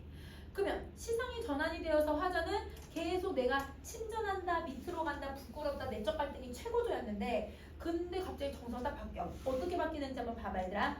등불을 밝혀 어둠을 조금 내몰고 시대처럼 올 아침을 기다리는 최후의 나. 자, 여러분 화자는 뭘 하겠다고 하냐면 어둠을 내몰아 버리겠대요. 근데 여러분 우리 어둠의 비슷한 이미지가 1년에 이미 쓰였죠. 1년에 밤. 밤이 긍정이었어 부정이었어? 부정. 부정. 그럼 얘도 부정. 그러면 어둠은 부정이고 그럼 밝은 거는 반대가 되는 거니까 긍정이 돼야겠다. 그러면 여러분 등불은 긍정. 그럼 아침은 여러분 어둠의 이미지가 있어 아니면 밝음의 이미지가 있어? 밝음. 밝음. 긍정. 자, 그러면 이제 의미를 한번 정리를 해볼게요. 어둠은 여러분 우리가 아까 밤비랑 의미가 비슷하기 때문에 밤비의 의미가 뭐였어요? 내가 무슨 시대를 얘기하는 거야? 일제강점기. 그렇지. 그럼 이거는 일제강점기 때의 억압이나 부정적인 현실을 얘기하는 거야. 자, 근데 여러분 그 부정적인 걸 얘들아 등불을 밝혀서 얘들아 내몰아 버리겠대. 그럼 우리가 일제에 맞서려고 하는 걸 저항한다라고 얘기하죠. 그러니까 여러분 이 등불은 저항 의지를 가지고 있는 거예요. 등불은 저항 의지를 가지고 있다. 자, 그러면 아침을 기다린대. 그러면 여러분 내가 저항 의지를 갖고 일제강점기를 물리치면 우리가 가장 원하는 여러분 가장 기다리는 뭐가 올 수 있다고 생각하는 거예요? 독립. 그렇지. 그래서 여러분 이 아침이 독립. 근데 여러분 우리 독립이랑 똑같은 단어 하나 더 있잖아. 광복. 그래서 여러분 빛광자를 딱 써버리는 거네. 아침이라고 하는 밝음 이미지를 표현을 하려고. 그래서 여러분 이거는 여러분 독립과 광복이라고 해도 되고 아니면 여러분 희망이라고 생각해도 되지. 우리가 추구하는 희망이 언젠가 올 거다. 근데 여러분 여기서 시대처럼이라는 표현을 썼거든요. 여러분 시대는 어떤 걸 얘기하고 있냐면 자 여러분 우리가 항상 이제 세기말 종말론이라고 하는 게 있어요. 여러분은 세기가 바뀐 걸 못 봤구나. 선생님 아 2000년. 2000년대 여러분 2000년대도 1900년대에서 여러분 이제 2000년대로 오는 거 세기가 바뀌는 거 선생님은 이제 세기만의 사람으로서 자 여러분 세기가 바뀔 때 종말론이 엄청 유행을 했어요. 그래서 막 종교에 미쳐가지고 막 빠진 사람도 되게 많았고 그 다음에 선생님 어렸을 때 뉴스 봤을 때도 막 얘들아 갑자기 막 하얀색 옷 입은 사람들이 99년 12월 31일에 다 같이 다 승천할 거라고 다 같이 모여가지고 막 이런 막 뉴스에 나오고 막 이렇게 했거든. 근데 얘들아 시간이 1초, 2초, 3초 지나도 얘들 아무 일 안 일어나는 거야. 그냥 몇 시간 기다려도 아무 일 안 일어나는 거야. 그래서 사람들이 안 망하나 보다 하고 다시 집에 가. 이러면 학교도 빠지고 막 이랬었거든. 그 막 이렇게 해서 학교 안 나오는 애들 있었거든. 그 진짜로. 엄마들이 정말로네 혹시나 가족들이랑 그 날에 절대 우리는 가족들이랑 한껏 보내야 된다 막 이러면서 같이 죽는 거야 그럼? 같이 죽는 거지, 그치? 정말론이니까. 진짜 그러니까 어디 가서 죽는 것보다 같이 죽는 게 낫지 않을까 막 그렇게 생각해가지고 안 오는 애들이 있었거든. 그래서 집에서 뭐 했어? 맛있는 거 먹고 엄마랑 울고 이랬어? 막 이러면서 막 그렇게 하고 했어. 그러면 여러분 이렇게 얘들아 세기말의 종말론이 90년대, 1900년대 있고 2000년대 넘어오면서 그때만 한 번만 있었을까? 18세기에서 19세기로 넘어올 때도 있었을 거고 17세기에서 18세기 넘어올 때도 있었어. 그럼 지금도 2100년 그때까지 되면 살아봐봐 얘들아. 있을 수 있겠지. 그럼 얘들아 종말론 있겠지. 우리 얘들아 13 그런 거 있겠지. 그러면 그때까지 여러분 못살 것 같아. 당연히 그런 종말론 같은 거는 있는 것처럼 시대가 얘들아 새로운 시대가 열리고 시대가 저물고 새로운 시대가 오고 저물고 이거는 시간은 항상 똑같이 오잖아. 그것처럼 여러분 봐봐. 인생이라고 하는 거나 우리의 역사 같은 것들은 새로운 게 시작되면 여러분 끝나는 것도 있는 거고 시작되고 끝나고 시작되고 끝나고 계속 반복이 되는 거예요. 그러니까 쉽게 말하면 여러분 우리 노란이 피기까지는 할 때 인생의 이제 흥망성쇠야. 왜? 사인 수학 오늘 요새 수학 열심히 하는구나. 그래서 여러분 기본적으로 여러분 흥망성쇠가 있다고 생각을 해주면 돼. 그럼 자 우리가 지금 일제강점기를 겪고 있으니까 여기잖아요. 근데 지금을 버티다 보면 언젠가는 여러분 시대처럼 올 아침이라고 했으니까 이런 광복이 언젠가는 오지 않을까요? 역사랑 여러분 문학에서 역사랑 여러분 인생에서 무조건 흥망성쇠는 무조건 오는 거니까. 반복되는 거니까.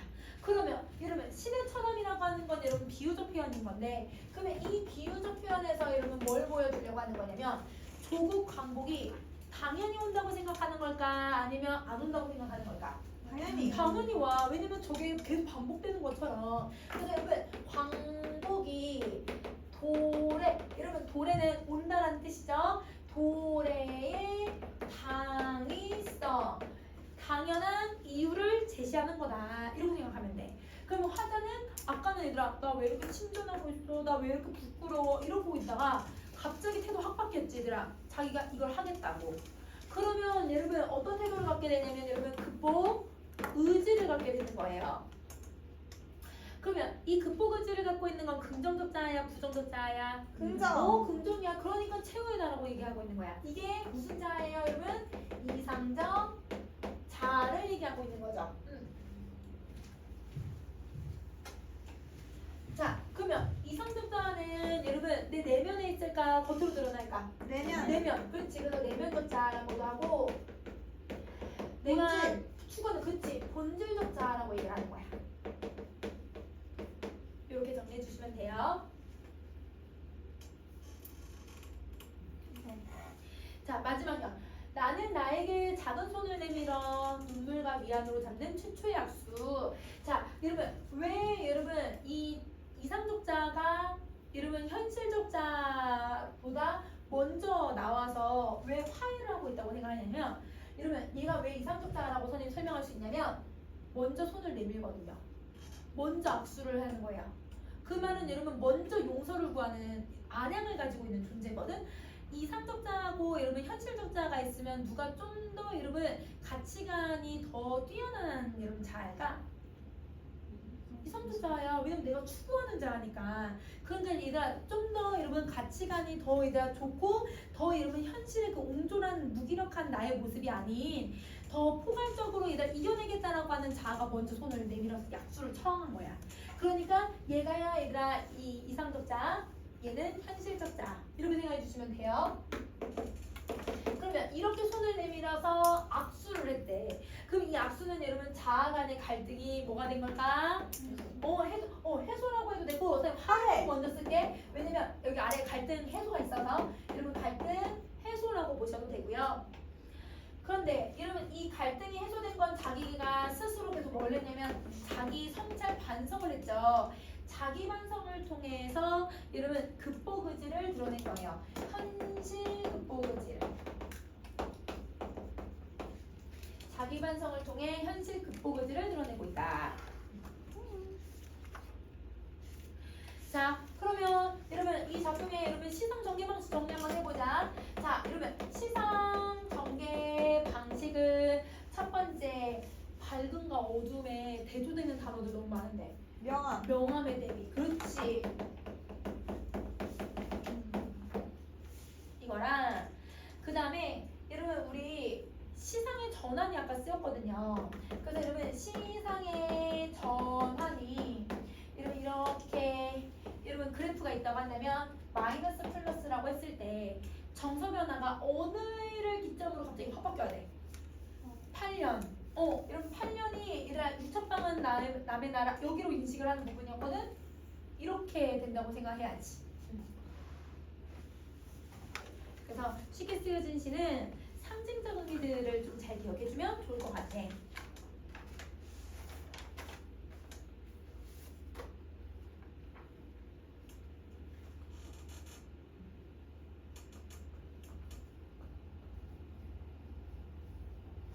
여러분 11쪽에 있는 누앙사는 선생님 다음 시간에 태평천하면서 더 할 거고요. 여러분 그럼 광야를 갈게요. 그럼 작품 2개 남고 우리 다 하는 거거든. 시사 쪽 가자. 시사 쪽.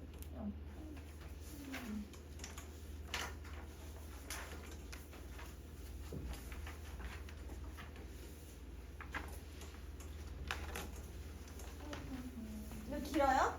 이거요? 아니 그 한쪽.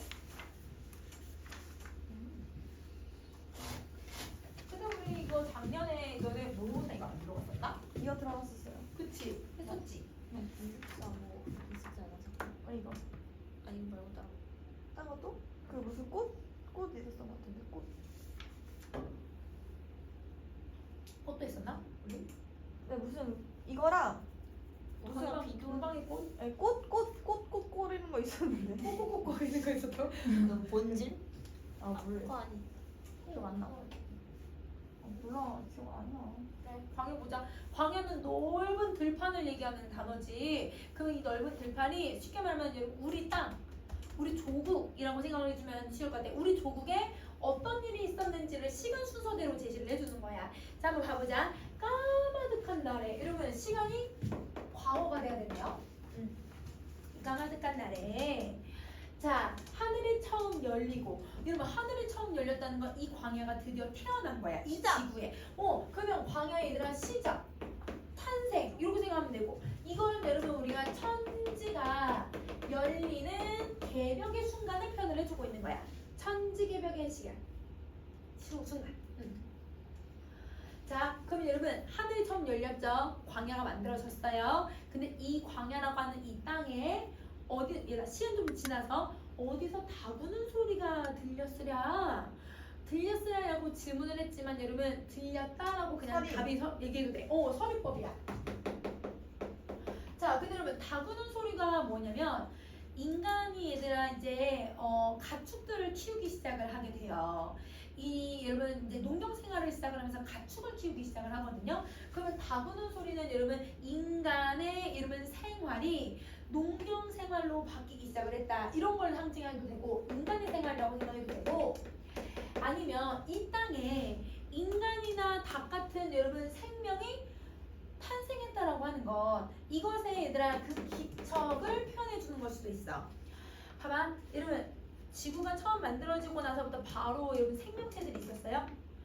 아니죠. 막 미생물들부터 하나하나 만들어지고, 그 미생물들이 얘들아 몇 억 년 전에 얘들아 어떻게 변해서 이러면 어떻게 돼가지고 이러면 이러면서 계속 얘들아 진화를 한 거잖아. 그러니까 여러분 그 생명들의 기척을 들렸던 아주 먼 과거의 모습, 이걸 표현을 해주고 있는 거야. 그러면 아주 먼 과거의 모습이니까 여기다 얘들아 1년은 광야의 현재의 모습일까 아니면 아주 먼 옛날이야? 아주 먼 옛날. 그게 원시시대.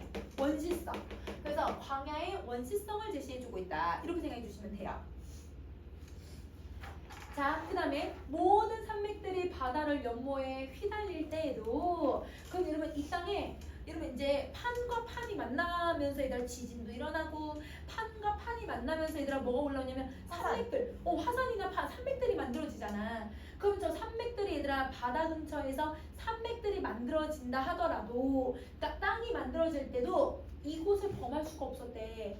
이곳을 왜 범할 수가 없냐면 옆에 얘들아 산들이 이렇게 생겨도 여기 넓은 벌판은 아무도 못 건드는 곳이었거든요. 그러니까 쉽게 말하면 넓은 벌판 옆에 산들이 들어섰다 이렇게 생각해주면 되는 거지. 그러면 이걸 이러면 산이 얘들아 솟아오르는 모습을 바다를 사랑해서 이렇게 달려나가거든. 의법을 쓰는 거야. 그렇지. 그러면 이 광야가 얼마나 얘들아 이렇게 광활한지를 여러분 산의 역동적인 이미지로 표현을 하죠. 왜냐면 달려간다고 얘기를 했으니까. 역동적 이미지로 표현을 한다. 그러면 차마 이곳을 얘들아 범하지 못했다는 건 이곳이 어디야? 광야를 얘기하고 있는 거지. 그러면 이어는 광야의 어떤 속성에 대해서 얘기를 하고 있냐면 광야는 아무나 못 건너나 봐. 얘가 되게 신성한 곳인 거야.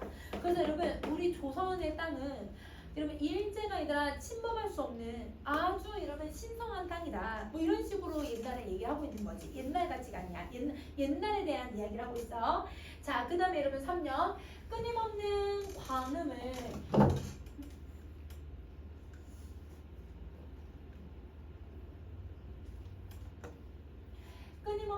광음을 부지런한 계절이 피어선 지고. 자, 이러면 광장 혹시 무슨 광장인지 알 수 있을까요? 빛광. 음자는 소리요?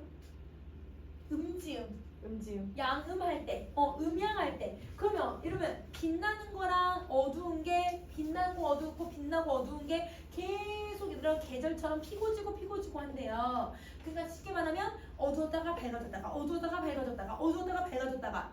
그럼 뭘 얘기하냐면 낮과 밤을 얘기하는 단어야. 그러면 여러분 이 광음은 여러분 실제로 낮과 밤을 뜻하는 단어거든요. 사전에서. 그러면 끊임없는 낮과 밤의 시간이 피고지고 피고지고라고 표현을 했어. 그러면 저거는 시간이잖아요. 여러분 시간을 꽃처럼 표현을 했네요. 피고지는 것처럼. 계절이나 시간을 꽃처럼 표현을 한 거야. 눈에 안 보이는 시간을 어떻게 꽃처럼 표현하지? 추상적 관념의 구체화를 쓰고 있는 거네. 자, 이러면 추상적 관념의 구체화를 쓰니까 시간을 시인이 마음대로 바꿔버린 거야. 주관적 변용. 주관적 변용을 사용을 하고 있다. 그러면 추상적 관념의 구체화를 통해서 세월이 이만큼이나 흘렀다, 많이 흘렀다는 걸 얘기하는 거야. 그러면 여러분 화자는 이 얘들아 그 광야가 언제 만들어졌고 광야 주변에 산이 언제 만들어졌는데 그리고 나서 아주 오랜 시간이 흘렀다 이렇게 얘기를 하고 있는 거죠. 자, 큰 강물이 비로소 길을 열었다. 그럼 여러분 강물이 흐른다라는 표현을 쓰는 거거든. 근데 여러분 우리 뭐도 흐른다라는 말을 써 얘들아. 시간. 뭐 어떤 거? 시간. 시간. 맞아. 시간이 흘러가. 그러면 그 시간이 흘러가면 여러분 인간의 역사도 흘러가지. 역사도 흐른다는 표현을 쓰죠. 여러분. 그러면 이 강물은 단순히 강물을 얘기하는 게 아니에요. 우리가 이 땅에 있었던 시간과 역사를 얘기하고 있는 거야. 그러면 여러분 이 강물이 길을 열었다고 했을 때 이 길이 바로 여러분 뭘 얘기하고 있는 거냐? 역사. 응? 그리고 또 여러분 우리가 알지? 여러분 전 세계적의 4대 문명이 다 어디서 만들어졌어? 전 세계. 맞아. 그 문명이 다 어디에서? 강 주변에서 나타났지. 그러면 강물에서 만들어졌다는 건 문명이 시작됐다는 뜻이야. 마야. 맞아. 그래서 여러분 역사와 문명에 대해서 시작하고 있는 모습을 보여주는 거죠. 자, 여러분 1, 2, 3년 모두 다 과거지만 그 과거에서도 시간 순서대로 나타나고 있는 거 이해되더라?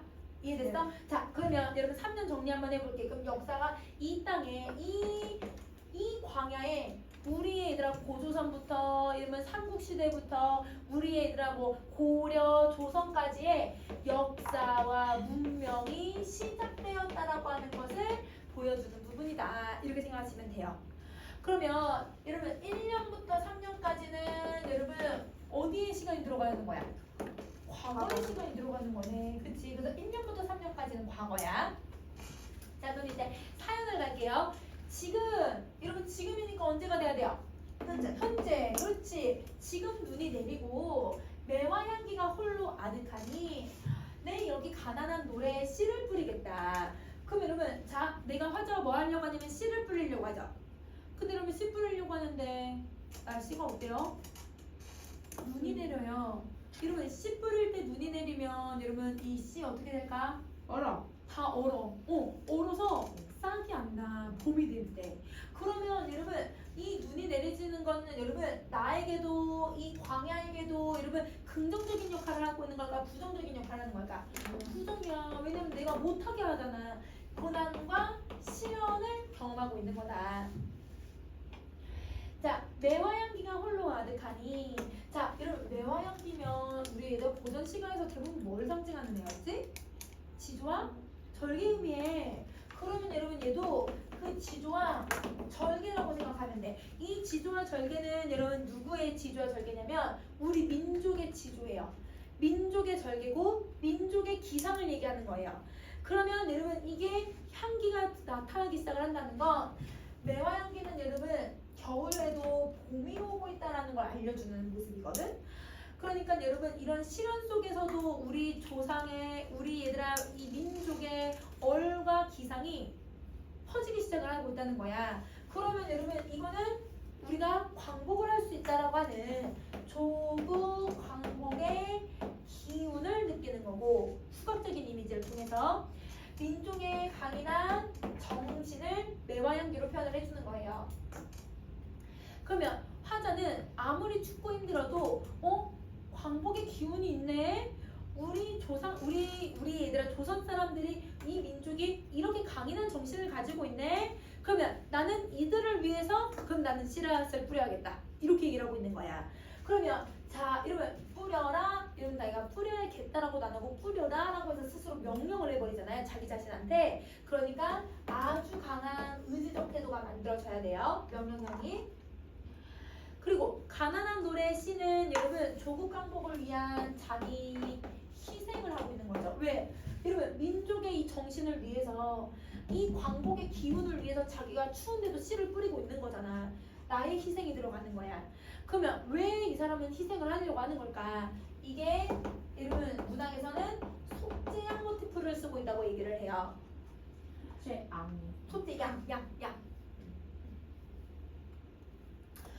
여러분 자기가 너무 잘못해서 누군가를 위해서 희생하면서 속죄를 해야 된다고 생각하는 걸 속죄양 모티프라고 해. 이거는 여러분 기독교에서 나오는 여러분 개념인데 여러분 뭐라고 생각하면 되냐면 내가 남들한테 해를 끼치고 나쁜 짓을 했으니까 그러니까 내가 희생해서 그들을 위해서 뭔가를 바쳐야겠다. 속죄를 해야겠다. 희생양이 돼야겠다라고 하는 걸 속죄양이라고 얘기를 해.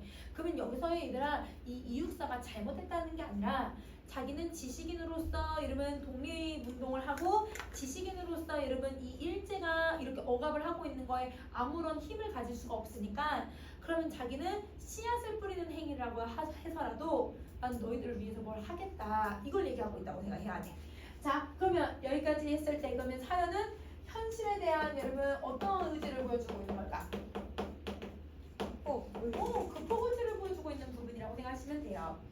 그래서 여러분 사연이 바로 현재 이렇게 생각하면 돼. 자 그 다음에 오연 다시 천고가 아니라 천년 뒤야. 미래야. 그렇지. 자 여기 미래. 그래서 백마 타고 오는 초인이 있어서 근데 여러분 초인은 초월적 존재라는 뜻이거든요. 이 초인이 와서 성스러운 존재가 백마를 타고 와서 뭘 해줄까? 조국 광복을 이뤄주는 거야. 근데 이게 얘들아 아마 천년 뒤에 있을 거야 이렇게 추측하면서 얘기를 해. 있어. 이 사람은 무조건 있어. 이렇게 얘기를 하고 있잖아.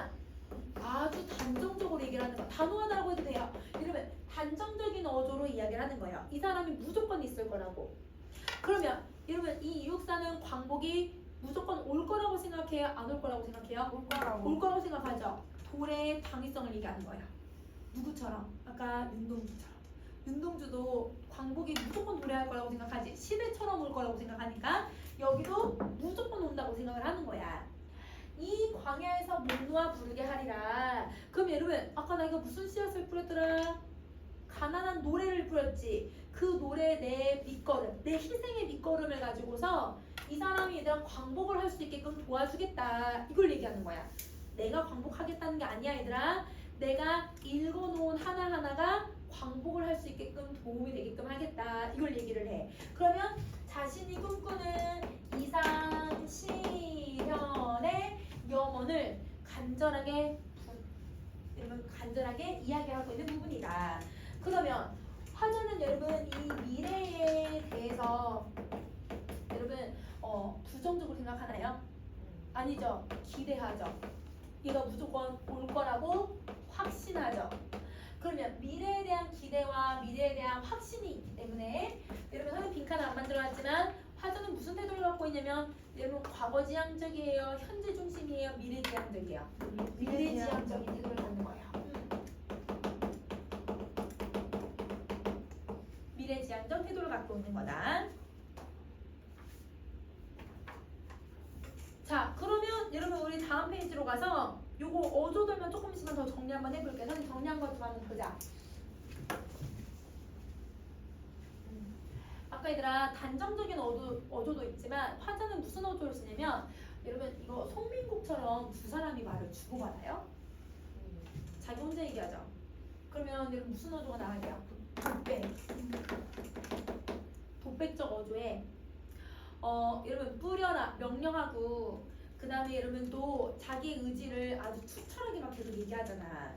그리고 여러분 또 광야 하면서 얘들아 또 뭘 하고 있냐면 여러분 눈 여기 뿌려라 명령 뭐뭐 하리라 단호하게 얘기하거나 뭐뭐 있어 단정적으로 얘기를 하거나 이런 것들은 여러분 사실 여성적 어조에 어울릴까요? 남성적 어조에 어울릴까요?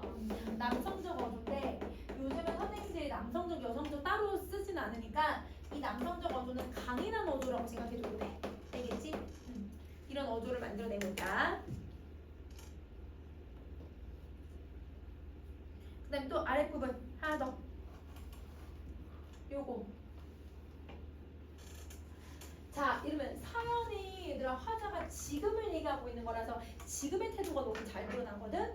자 이러면 가난한 노래의 씨는 여러분 속죄한 모티프가 들어간다고 했는데 이 속죄한 모티프는 자기를 뭐 하는 태도예요? 희생, 그치? 자기를 희생하는 태도를 가지고 있고 속죄한 모티프에다가 이러면 뿌려라 이러면 명령을 하잖아. 그러면 이 명령이 화자의 뭐였어 얘들아? 의지를 표현해 주는 거거든. 의지와 남성적 강인한 어조를 사용을 해서 뭘 보여주려고 하냐면 독립에 대한 자기가 먼저 앞장서는 거예요. 그리고 나중에 초인이 오면 자기가 앞장섰던 그 모습들을 다 쓸 수 있게끔 도와주겠다고 하잖아. 앞장서는 걸 선구자적 태도라고 해. 선구자가 앞장서는 사람을 얘기하지. 그래서 앞장서는 사람의 태도가 나타나고 여러분 독립에 대한 뜻이 있어요 없어요? 있죠. 그러면 독립에 대한 뜻을 갖고 있는 사람들을 지사라고 한단 말이에요. 여러분 독립에 대해서 여러분 우리 비폭력 운동으로 여러분 독립운동 하시는 분들을 뭐라고 해요? 반디. 열사. 그 다음에 여러분 그 폭탄이나 얘들아 이 폭력적인 행위를 통해서 얘들아 독립을 한 사람을 의사라고 얘기를 하잖아요. 여러분 지사는 독립에 대한 뜻을 있는 모든 분들을 얘기하고 있다고 생각을 해주면 돼. 그래서 이 이육사도 지사적인 면모가 되게 두드러지게 나타나고 있다. 이렇게 생각을 해주면 돼요. 그리고 우리 선생님이 저번에 얘들아 그 송민국을 다 했는지 안 했는지 모르겠다. 다 했어요. 다 안 했는데 안 했는데 3인곡을 안 한 거 같은데? 그래서 저거 못 가져와서.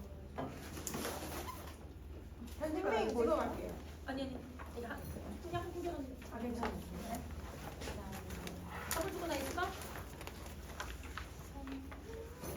여기 안 있다. 거기 그거 조금 3인곡을 조금 봐야 돼. 14쪽? 14쪽 만? 그 말고 태연아 그거 말고 태연아 이거야. 이거.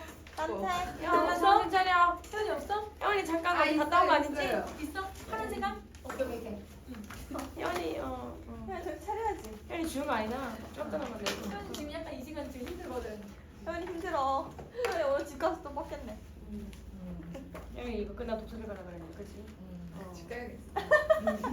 루틴이셔.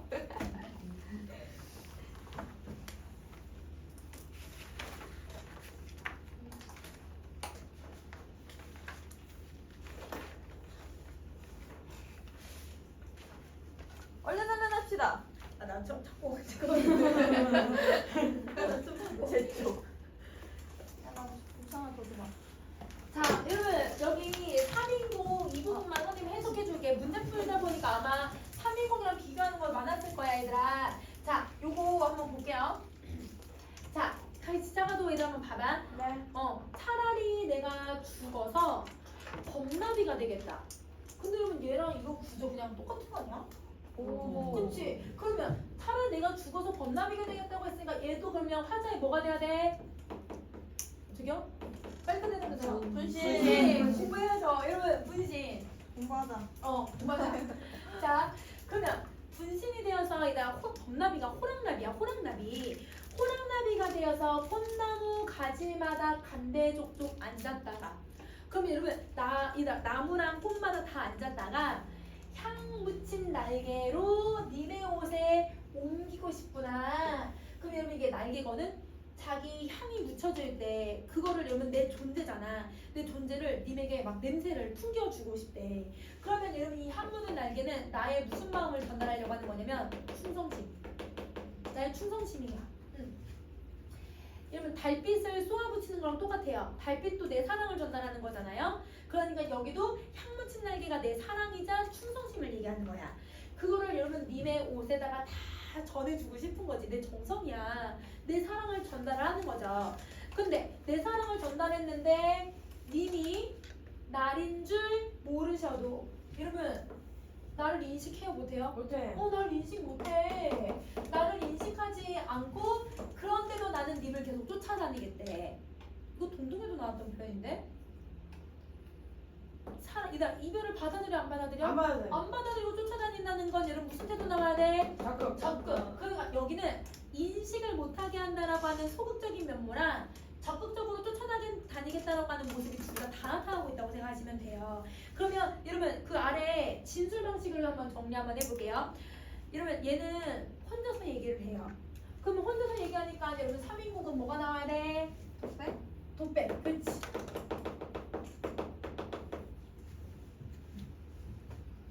자, 그 다음에 내용 전개는 여러분 어떤 내용 전개가 들어가냐면 여러분 얘는 거의 안 나오긴 하겠지만 계절의 흐름이야.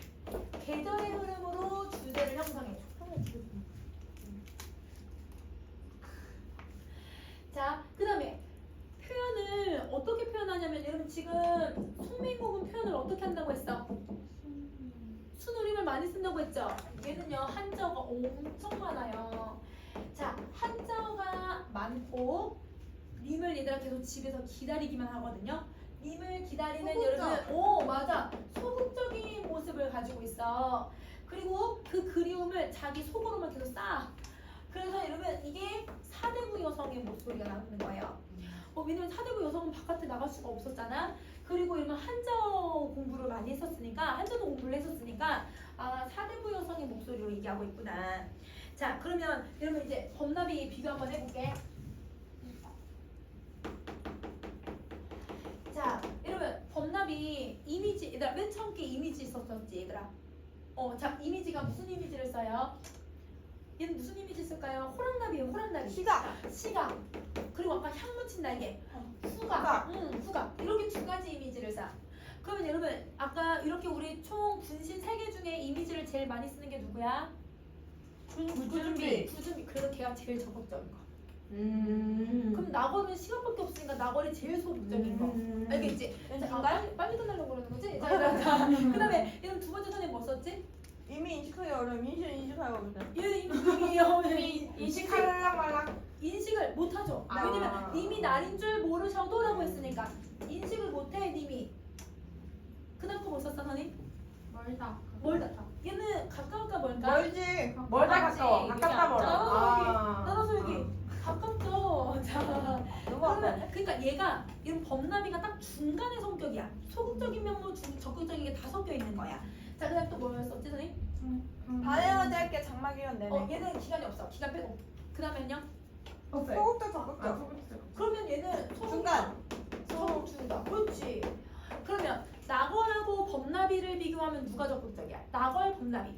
범나비. 그다음에 범나비랑 구준비는 구준비. 무슨 느낌인지 알겠지? 상대적으로 생각을 해줘야 돼. 근데 범나비도 나도 님을 뭐 하려고 하는 거야? 가까이 가서 얘들아 사랑을 전달하고 싶은 마음 때문에 바꾼 거야. 그래서 상대적인 개념으로 해석을 해줘야 돼. 알겠지? 오케이. 그러면 오늘 여기까지 할게요. 끝냈어.